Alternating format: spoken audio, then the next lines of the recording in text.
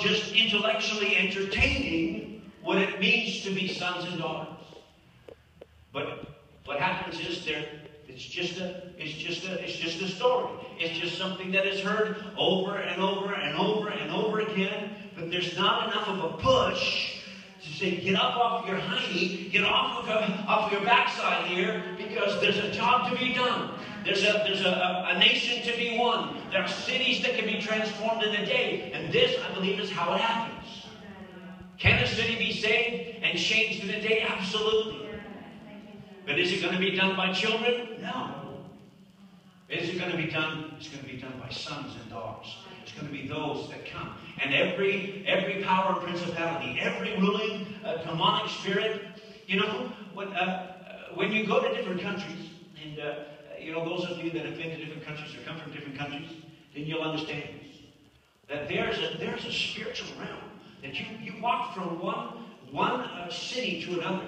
You can feel it to some degree even in Canada when you drive from one area to another.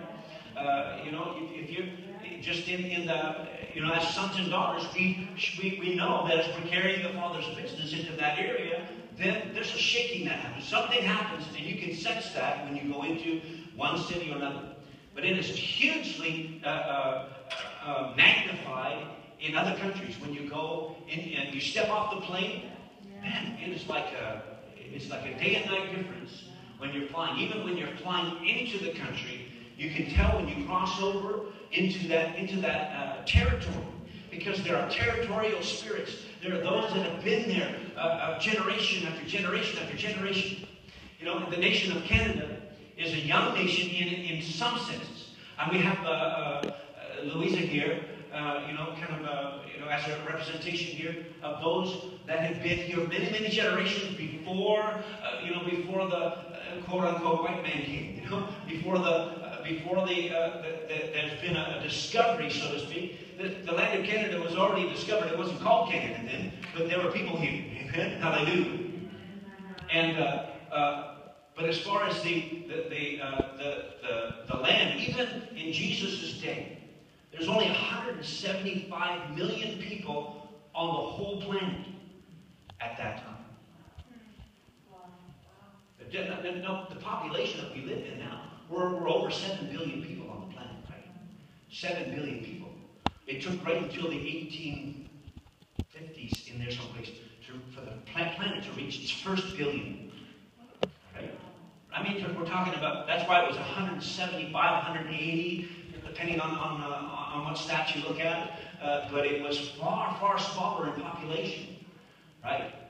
But think about the ruling powers and principalities. They have always been same in number as they were with 175 million, and Jesus was dealing with the demons and dealing with the powers and rulers. All right, now think about it today. Today we have 1 billion people that are born again. A sixth, or almost, I should say seventh, I guess, of the population of the nations around the world. Then there's 100,000 people being born again every single day. At this day, there's 100,000 more people coming into the kingdom than there was yesterday, and the day before, and the day before that. Now the population is growing greater than that. That's why we don't necessarily see that influx. But I'm saying the potential for sons and daughters to grow in the things of God and to have an impact against powers and principalities and change the face of nations and change the face of communities. The potential is there. But the church lying too long in a dormant state with all that potential, all the things that God has intended. So we need to understand. That's why I'm spending some time here on the revelation of sonship, because everything in the kingdom hinges on it. That the plan of God is that we would understand this, that this would impact us, and that we would say, there's stuff that has to be done. I've been too busy with this here and that area. I got some things to do to get in order in my life, in order for us, because when Jesus comes and he's going to say, well done, good and faithful servant. He's going to say that to sons and daughters who have been about their Father's business.